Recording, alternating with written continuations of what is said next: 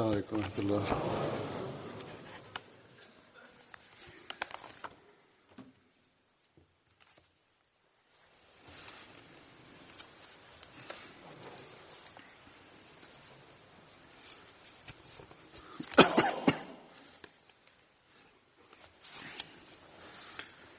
أشهد أن لا إله إلا الله وحده لا شريك له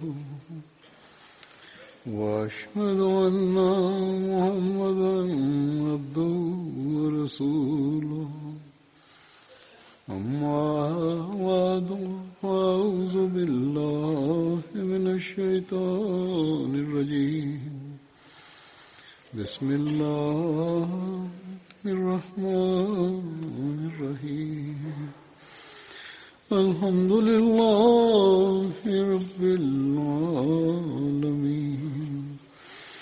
الرحمن الرحيم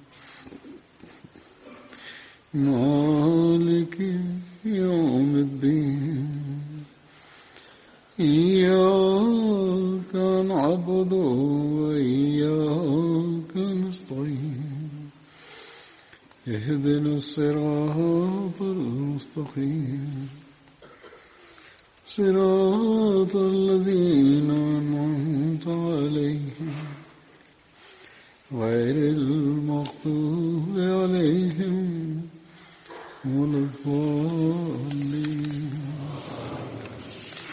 Bismillahirrahmanirrahim.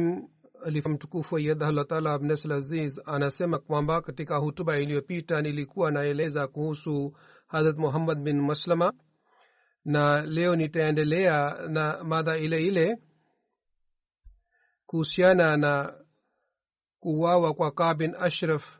Nilieleza kwamba Muhammad bin Maslama alimuua, na kwa ajili ya kumuua alitumia ujanja fulani, na je, ujanja aliutumia sio uongo?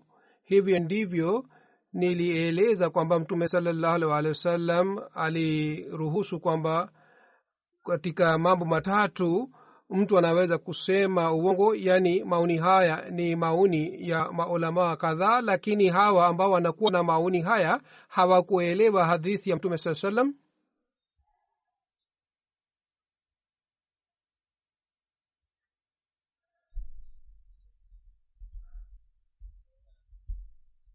Nilieleza maelezo yake katika hutuba iliyopita, na nilieleza maelezo kwa kupitia kitabu kiitwacho Sirat Khataman Nabiyyin.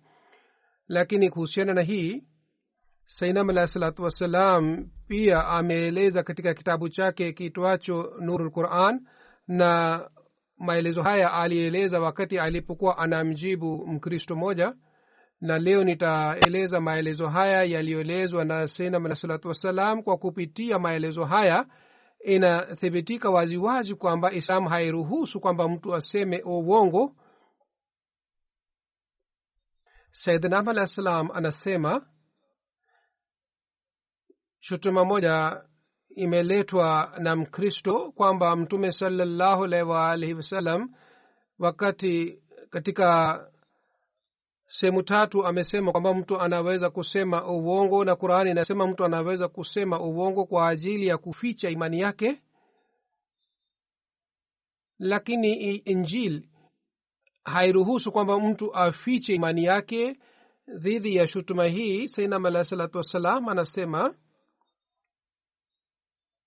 iwe wazi kwamba jinsi inayokumbusha Qur'an tukufu kuhusu ukweli, sidhani kwamba Injili inasisitiza kuhusu ukweli jinsi iliyoeleza ndani ya Qur'an tukufu. Kisha anasema Sayyidina al-Islam kwamba Mwenyezi Mungu ndani ya Qur'an tukufu anasema kwamba kusema uongo ni sawa sawa na ushirikina, kama Mwenyezi Mungu anasema fajtanibu rijsa minal awsani wajtanibu qawla zuri.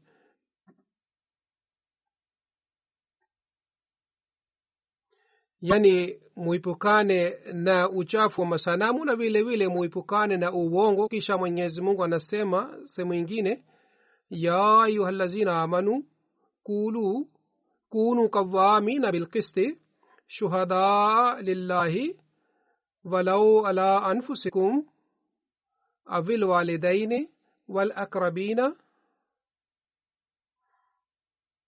yani enyi mliamini, shikeni uadilifu na ukweli katika maisha yenu na mutoe ushahidi wa ukweli kwa ajili ya Mwenyezi Mungu, hata kama ushahidi ule unakuwa dhidi ya nafsi zenu, dhidi ya wazazi wenu na dhidi ya jamaa zenu. Hata kama kwa sababu ya ushahidi ile ule mnapata madhara, lakini lazima mutoe ushahidi wa kweli. Kisha Sayyidina al-Islam anasema kwamba ewe mwenye kuleta shutuma, fungua Injili na niambie kwamba katika ukweli wa aina hii umeelezwa ndani ya Injili. Kisha yule Mkristo ambaye jina lake lilikuwa Fateh Masih, Sayyidina al-Islam anasema kumhutubia yeye kwamba mtume kwamba umesema kwamba Mtume sallam ameruhusu mtu aseme uongo katika sehemu tatu, lakini wewe hukuelewa vizuri hadithi hii. Hadithi haisemi kwamba mtu aseme uongo, bali Mtume sallallahu alaihi wasallam alisema kwamba usiache ukweli hata kama wewe unauawa kwa sababu ya kusema ukweli, hata kama wewe unachomwa, lakini usiache ukweli. Na jinsi inayoeleza kwa tukufu kwamba msiache ukweli hata kwa sababu ya ukweli, ikiwa mnauawa msiache ukweli. Na hadithi pia inasema hata kama nyinyi mnauawa, mnachomwa, mseme ukweli, msiseme uongo. Dhidi ya maelezo haya yoyote, ikiwa kuna hadithi ambayo ni kinyume na mafundisho ya Qur'an tukufu, ile hadithi hatuwezi kukubali, kwa sababu tunakubali hadithi ile ile tu ambayo inakuwa sawa na mafundisho ya Qur'an tukufu na sawa na mwenendo wa Mtume sallallahu alaihi wasallam. Ndio katika hadithi fulani imeelezwa kwamba mtu anaweza kutumia ujanja fulani, lakini sio uongo. Yani mtu anaweza kusema maneno ambayo yanaweza kuwa na maana tofauti, lakini ile sio uongo.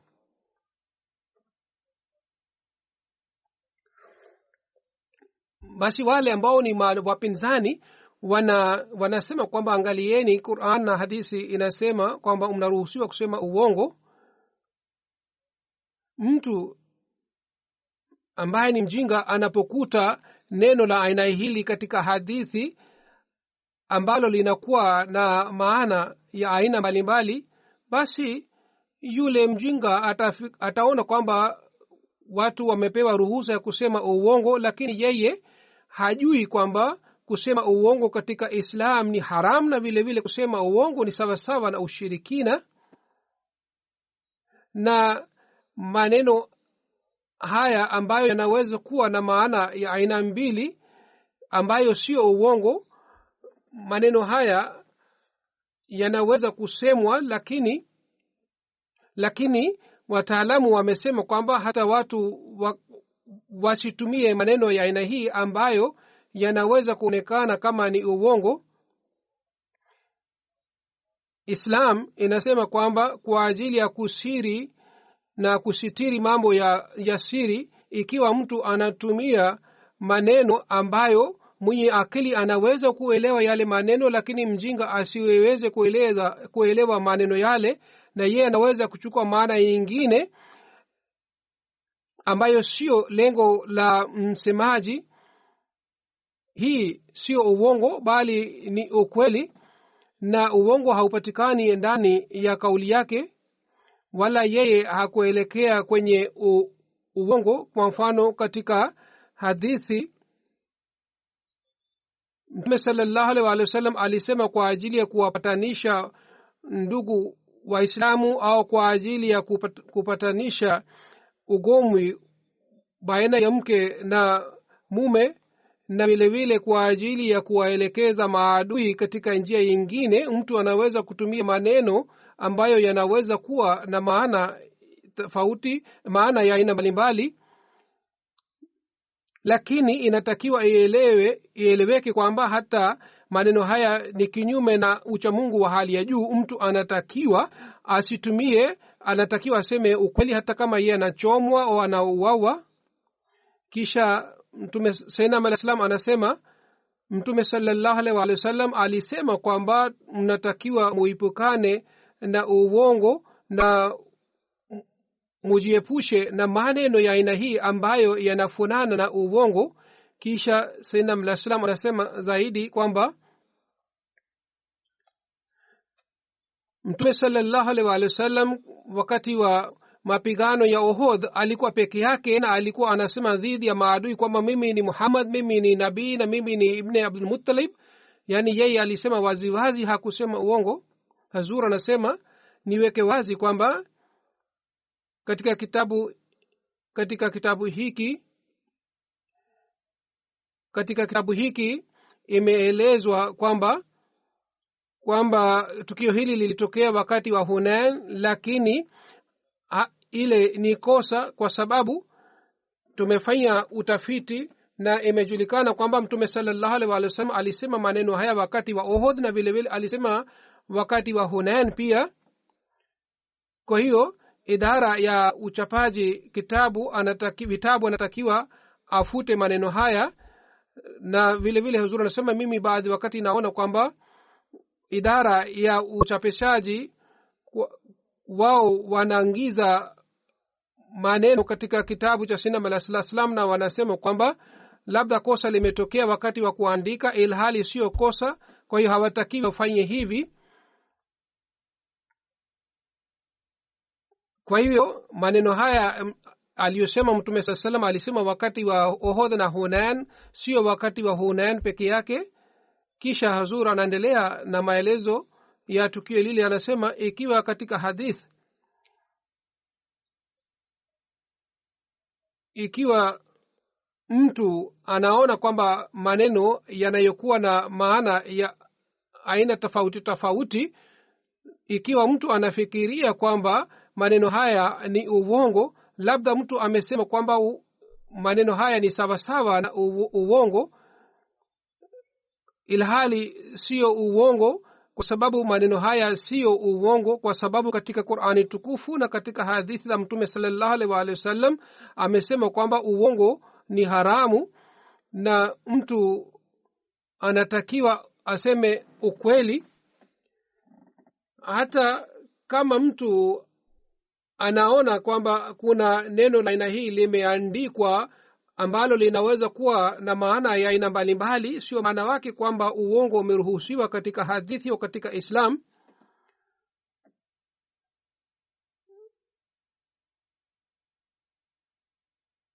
Kwa hivyo sisi tunalazimika kufuata mafundisho ya Qur'ani tukufu na sunna sahihi za mtume Muhammad sallallahu alaihi wasallam. Ikiwa kuna mtu yeyote ambaye anafanya kinyume na mafundisho haya, basi hatuwezi kukubali.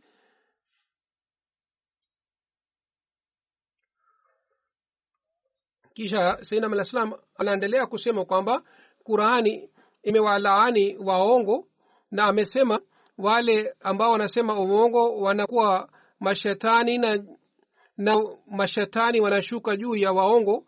Qur'ani haisemi kwamba museme uongo, bali Qur'ani inasema msikae pamoja na waongo, msijenge urafiki nao, na muogope Mwenyezi Mungu na mukae pamoja na watu wa kweli.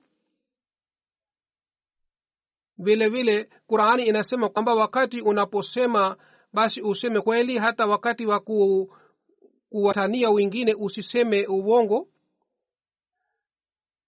Sasa Hazur anasema nitaeleza zaidi kuhusu Muhammad bin Maslama, nitaeleza kuhusu maisha yake.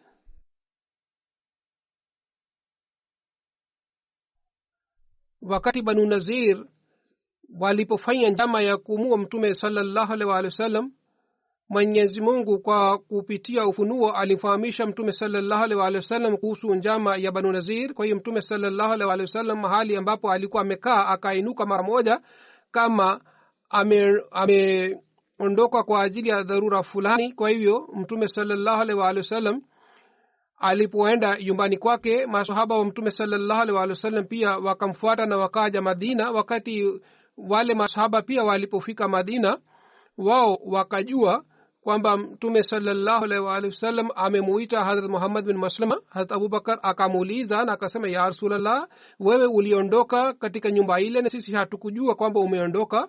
Mtume sallallahu alaihi wasallam akasema kwamba Mayahudi walifanya njama, walitaka kuniua, lakini Mwenyezi Mungu alinifunulia, ndio maana niliondoka. Mwenyezi Mungu aliteremsha aya hii, ya ayyuhallazina amanu zkuru ni'matallahi alaykum iz hamma qawmun an yabsutu ilaykum aydiyahum fakaffa aydihim ankum wattaqullaha wa 'alallahi falyatawakkalul mu'minun. Yani enyi mlioamini, mumkumbuke neema ya Mwenyezi Mungu ambayo ni juu yenu wakati taifa fulani lilitaka kufanya njama dhidi yenu, lakini Mungu alizuia mikono yao na mashambulio yao. Basi mumche Mwenyezi Mungu, na waamini wanatakiwa wamtegemee Allah subhanahu wa ta'ala.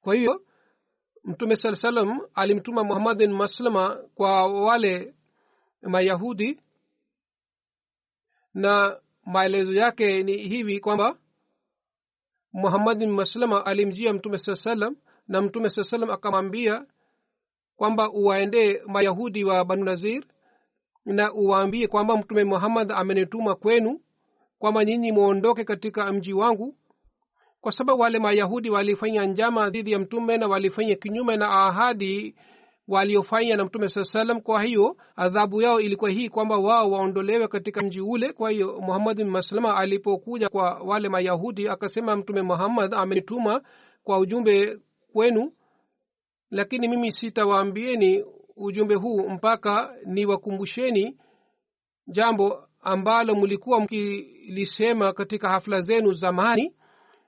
Kisha Muhammad bin Maslama kisha Mayahudi wakamuuliza kwamba ile jambo ni jambo gani. Muhammad bin Maslama akasema, na wapatieni kiapo cha Taura ambayo iliteremka juu ya Musa.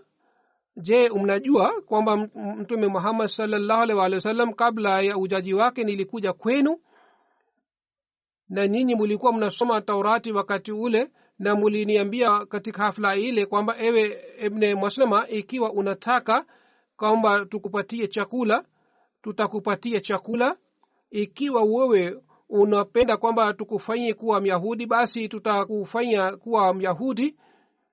Muhammad bin Maslama anasema, niliwaambieni wakati ule kwamba munipatie chakula, msinifanyie kuwa Myahudi.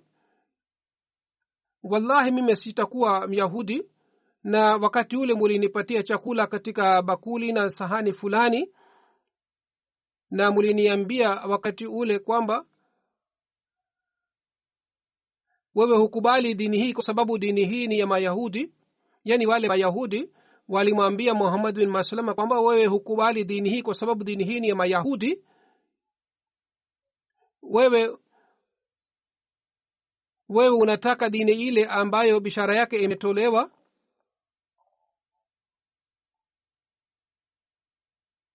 Na umesikia kwamba nabii moja atakuja na wewe unataka kuwa mfuasi wake, na Mayahudi hawawezi kuwa yule nabii.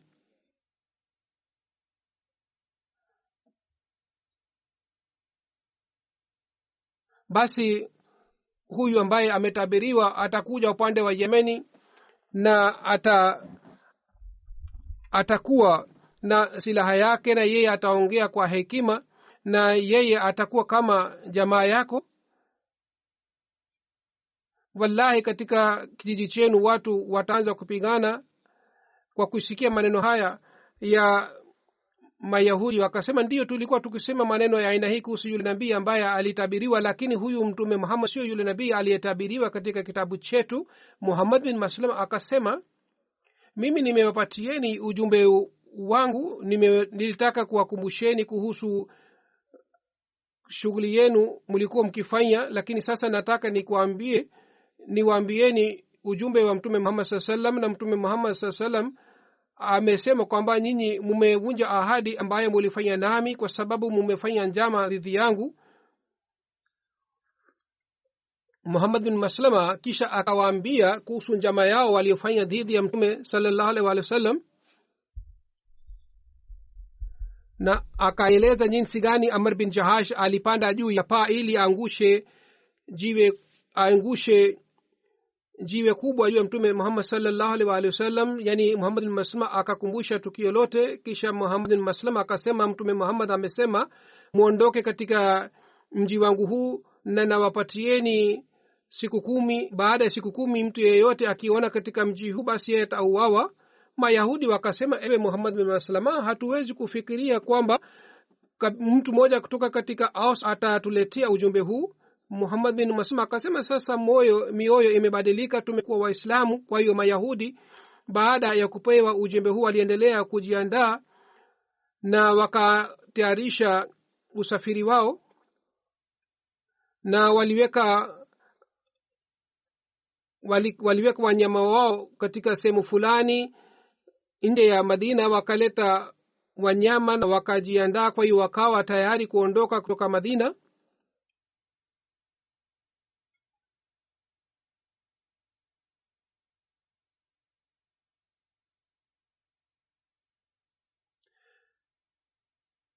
Mayahudi walikuwa wakimtendea kivipi mtume Muhammad sallallahu alaihi wasallam? Kuhusu tabia yao za Khalifatul Masih Sani anaandika jinsi wale Mayahudi walimtendea mtume sallallahu alaihi wasallam. Hazrat Muslim Maud anaandika kuhusu hali ile. Nimeshawahi kueleza tukio hili wakati nilipoeleza kuhusu Ammar bin Yasir, kwa hiyo nataka nieleze tena maelezo haya. Hazrat Muslim Maud anasema kwamba Banu Qurayza waliasi na dhambi yao ilikuwa kubwa kiasi hiki kwamba walikuwa hawastahili wasamehewe. Kwa hiyo mtume sallallahu alaihi wasallam aliporudi katika mapigano fulani, alimtuma Hazrat Ali kwa Banu Qurayza ili awaulize kwa nini wamefanya kinyume na ahadi yao. Na wale Banu Qurayza badala ya kujuta na kuomba msamaha kutoka kwa mtume sallam kwa sababu walivunja ahadi, wao badala yake wakaanza kumfedhehesha Hazrat Ali na wenzake na wakaanza kuwatukana. Na wale Banu Qurayza wakasema kwamba sisi hatujui kwamba Muhammad sallam ni nani, sisi hatukufanya ahadi aina yoyote naye. Hazrat Ali alipopata jibu hili akamjia mtume sallallahu alaihi wasallam.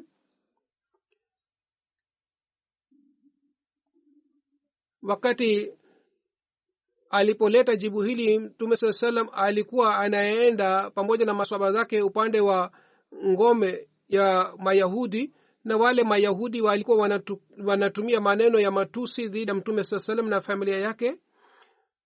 Hazrat Ali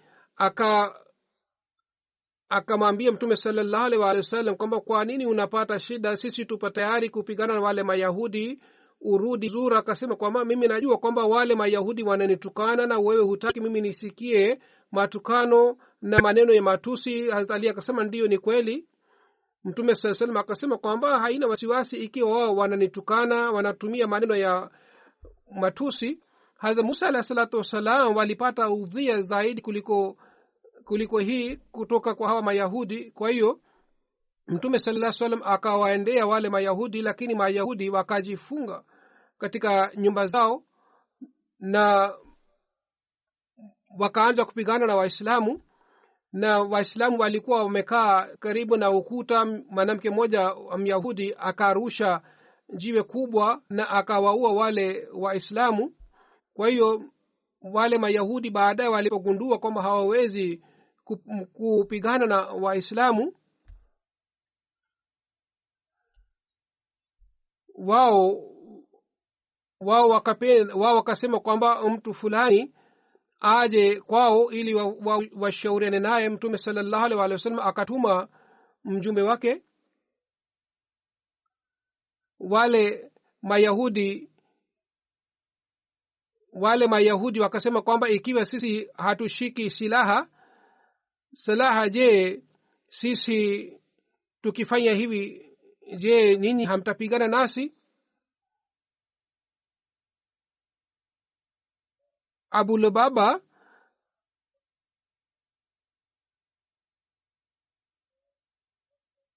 abulababa alikuwa anajua kwamba wale mayahudi ambao wamefanya kinyume na ahadi yao, yeye anatakiwa anapaswa wale wanapaswa uwawe.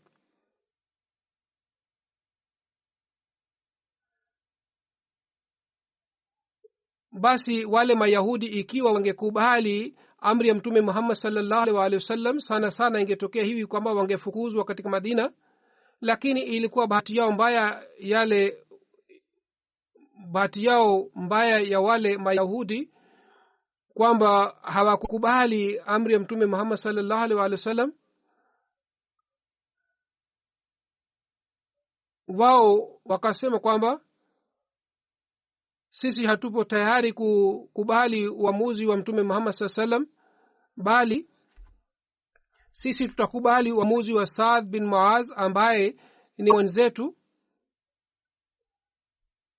na yeye ni kutoka katika kabila la Aus. Kwa hiyo mayahudi wakaanza kuitilafiana. Wengine wakasema kwamba dini tukufu ya Islamu inaonekana ni dini sahihi, kwa hiyo wengine wakasilimu.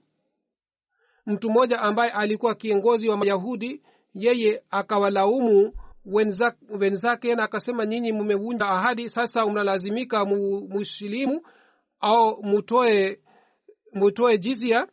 Lakini wale mayahudi wakasema, hatutakubali Islam wala hatutatoa jizya, bali sisi tupo tayari kuuawa. Basi yule kiongozi akasema kwamba mimi sipo pamoja nanyi. Kwa hiyo akatoka nje katika ngome ile.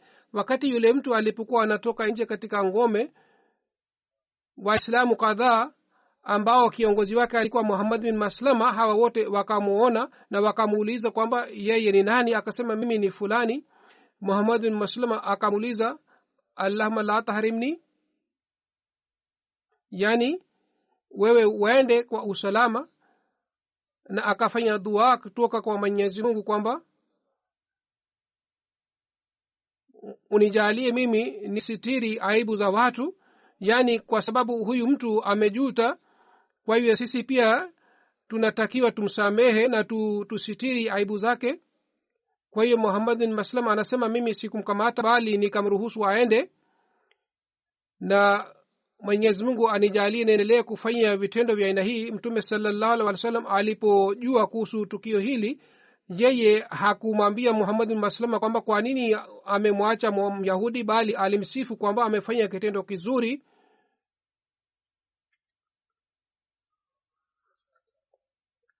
Kwa sababu Mtume sallallahu alaihi wasallam alikuwa akifanya uadilifu.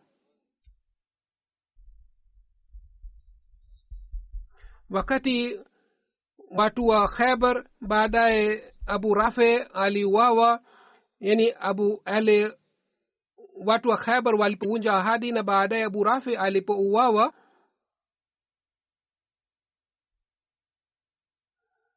maelezo yake ni hivi kwamba wale masahaba ambao walitumwa kwa ajili ya kumuua Abu Rafi, Muhammad bin Maslama alikuwa miongoni mwa hawa masahaba ambao walitumwa na walimuua Abu Rafi. Mtu mmoja alimuua, lakini masahaba kadhaa walitumwa na mmoja wao alikuwa Muhammad bin Maslama. Hazrat Mirza Bashir Ahmad Sahib ameeleza maelezo ya tukio hili. Yani wale mayahudi ambao walileta fitina,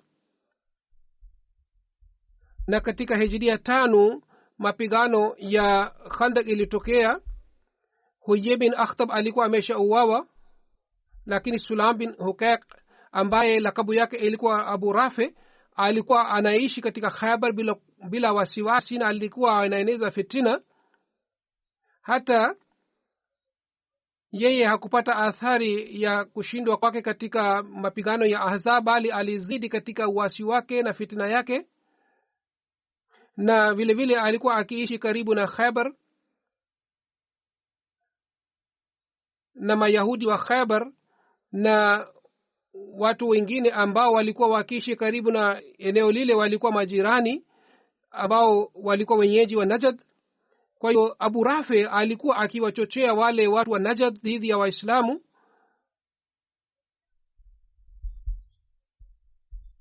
na yeye alikuwa anafanana na Ka'b bin Ashraf katika uadui wa mtume sallallahu alaihi wasallam, yeye aliwapatia maadui mali na aliwasaidia wale maadui wa mtume sallallahu alaihi wasallam.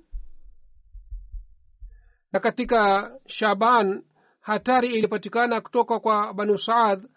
Hazrat Ali alitumwa na maswahaba kadhaa kutoka kwa Madina, na tukio hili pia lilitokea kwa sababu ya Mayahudi wa Khaybar, na hawa walikuwa wanafanya mambo haya yote kwa agizo la Abu Rafi. Na yule Abu Rafi aliendelea kuzidi katika amali ya aina hizi, na aliendelea kuwachochea maadui dhidi ya Waislamu.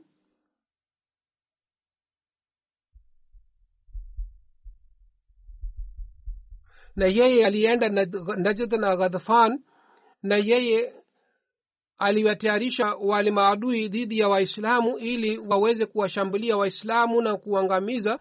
Wakati hali hii ilipopatikana, aliendelea kufanya mambo haya.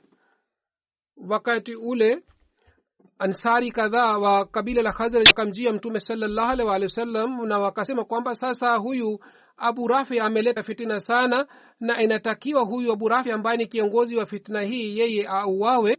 Mtume sallallahu alaihi wasallam kwa kusikia ushauri huu akaona kwamba badala ya kumwaga damu na kupigana na watu wote, akaamua kwamba mtu mmoja auawe. Kwa hiyo akatayarisha maswahaba kadhaa, na Abdullah bin Atik aliteuliwa kiongozi pamoja na masahaba wanne, na hao wote walitumwa kwa Abu Rafi. Na mtume sallam aliwasihi kwamba msimuue mwanamke yeyote wala mtoto yeyote. Katika Hijria 6 mwezi wa Ramadhan, hawa maswahaba wanne wakaenda na hawa wakafanya kazi yao waliopewa na wakarudi Madina. Maelezo haya katika Bukhari, maelezo ya tukio hili yameelezwa katika Bukhari hivi kwamba Bara bin Azib anasimulia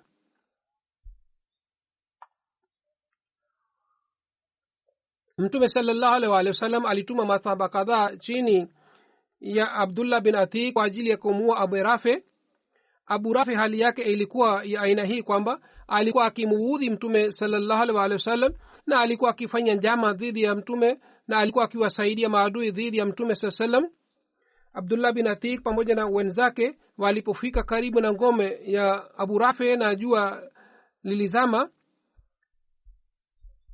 Abdullah bin Atik akaacha nyuma wenzake na akaja karibu na mlango wa ngome na akajifunika na shuka kama mtu anajisaidia. Yule mtu ambaye mlinzi anafunga mlango alipokuja mlangoni kakuona Abdullah bin Atik, akamuita na akasema, ewe mtu, mimi nipo tayari kufunga mlango, ikiwa nataka kuingia ndani basi uingie ndani.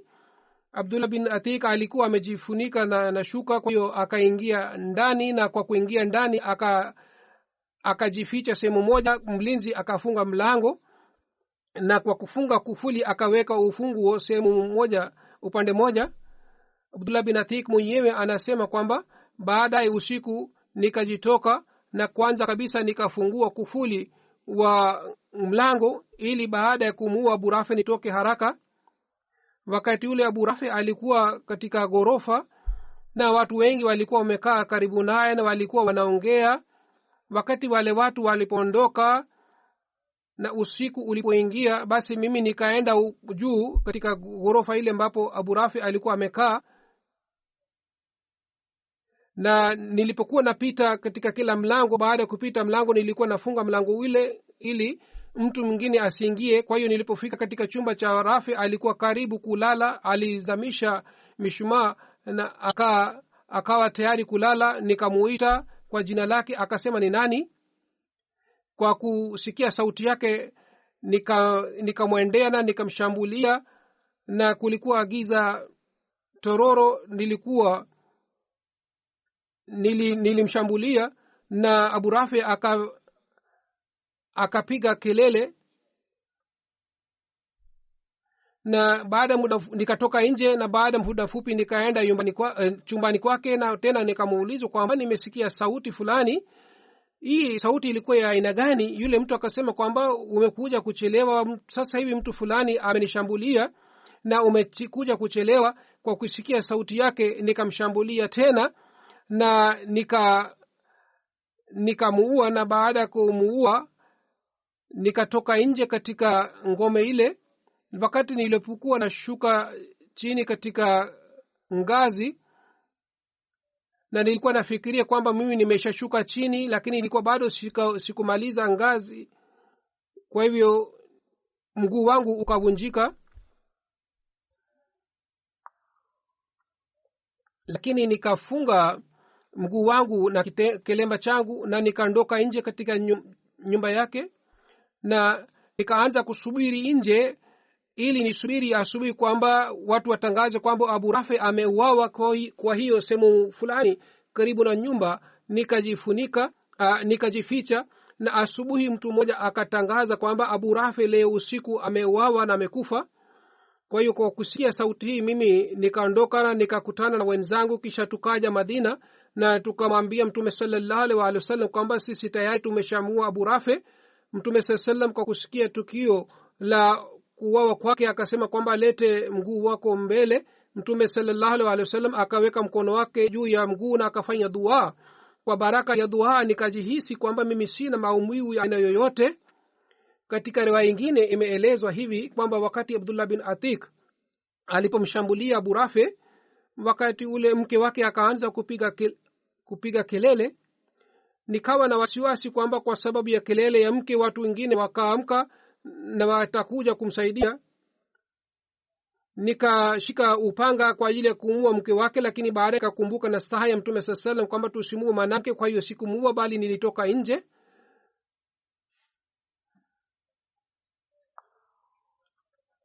Katika Sirat Khatam an-Nabiyyin imeandikwa kwamba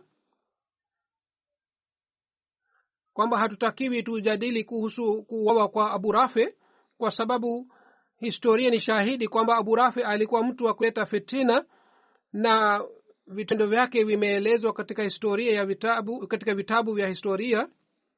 Na Hazur anasema kwamba nimeshawahi kueleza maelezo haya wakati nilipoeleza kuhusu Ka'b bin Ashraf. Wakati ule Waislamu walikuwa wanashambuliwa na maadui, na maadui wote walikuwa tayari kuangamiza Waislamu na nchi yao. Katika hali hii Abu Rafi alikuwa anatembea maeneo mbalimbali na alikuwa anawachochea makabila mbalimbali dhidi ya Waislamu. Kwa hivyo kuuawa kwake ilikuwa halali, ilikuwa sahihi, na yeye alikuwa anawatayarisha wale maadui kwamba washambulie tena Madina. Wakati ule kulikuwa hakuna utawala wowote ambapo kesi ingeletwa, bali kila kabila alikuwa na uhuru wake. Kwa hivyo ilikuwa muhimu kwamba hila fulani ingefanywa kwa ajili ya kujilinda. Ndiyo maana hila hii ilifanywa.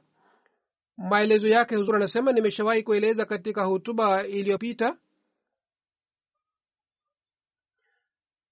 Kwa kuwa na hali hii yoyote walifanya maswahaba ilikuwa sahihi na ilikuwa halali, na wakati vita inapotokea na wakati kaumu inapokuwa kwenye hatari, katika hali hii hila ya aina hii inaruhusiwa.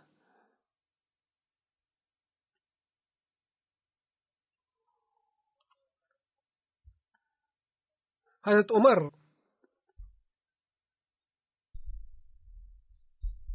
alimtuma Muhammad bin Maslama kwa kabila la Juhena ili yeye akusanye mali. Wakati wote Hazrat Umar alipokuwa akipata malalamiko alikuwa akimtuma Muhammad bin Maslama kwa ajili ya kufanya utafiti, na Hazrat Muhammad bin Maslama alikuwa akitumwa kwa ajili ya kukusanya zaka. Hazrat Muhammad bin Maslama alikuwa ameteuliwa kwa ajili ya kutumwa maeneo mbalimbali.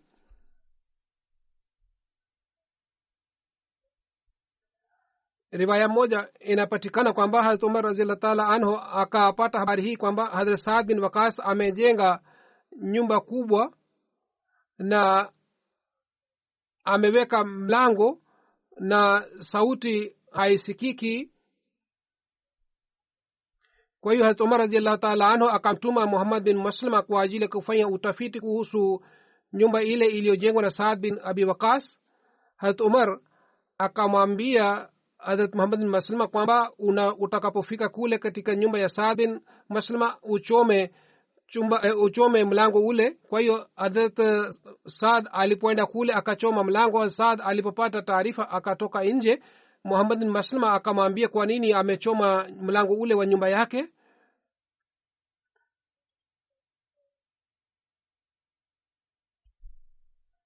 baada ya kuuawa kwa Hazrat Usman Ghani radhiallahu ta'ala anhu, Hazrat Muhammad bin Maslama alijitenga na alitengeneza upanga wa mbao,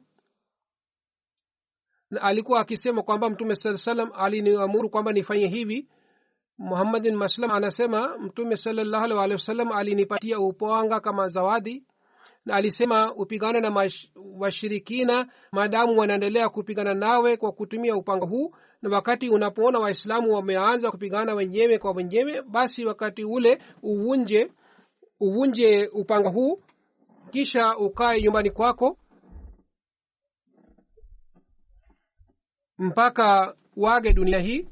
kwa hiyo Muhammad bin Maslama sawa na nasaha ya Mtume sallallahu alayhi wasallam alifanya hivyo, alijitenga na yeye hakushiriki katika mapigano ya Safin.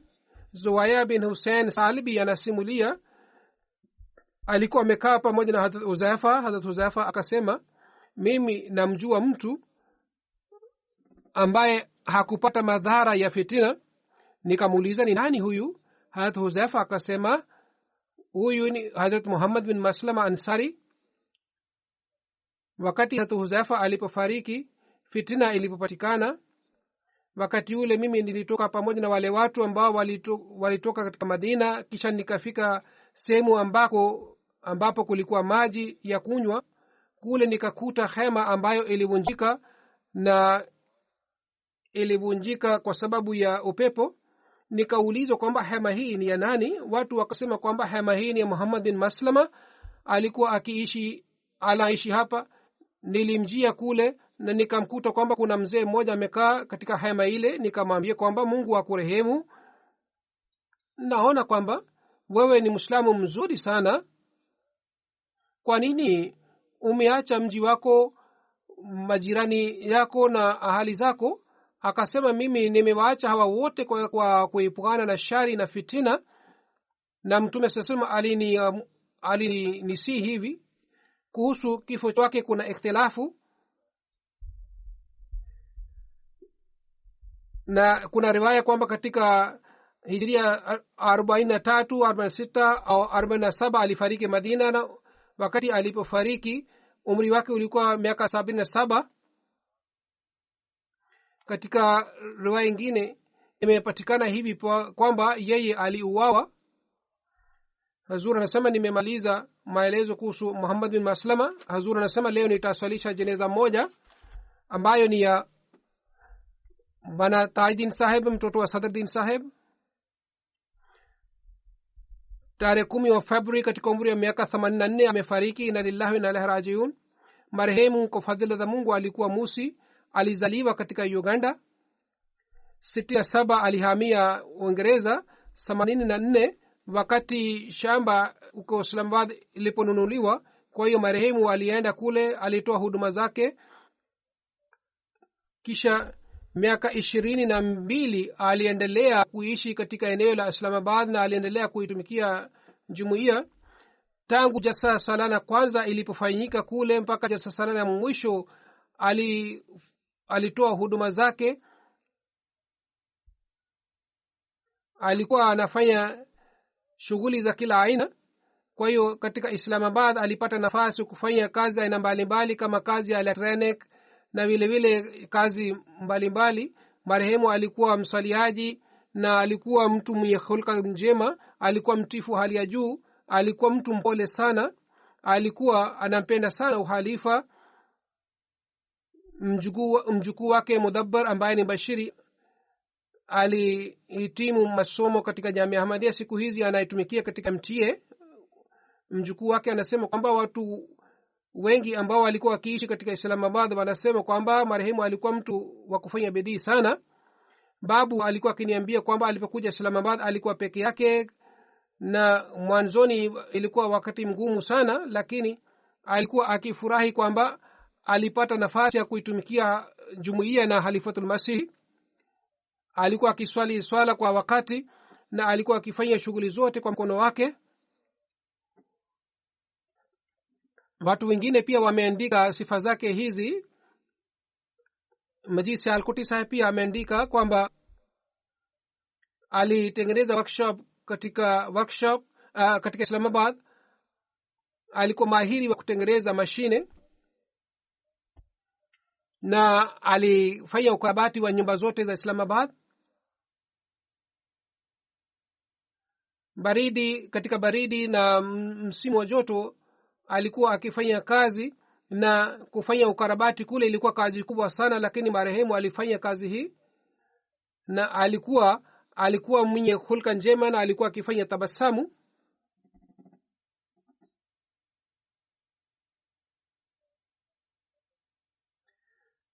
Marehemu alikuwa akiishi katika chumba kadogo huko Islamabad, lakini yeye hakuwa na wasiwasi kwamba anaishi kule peke yake.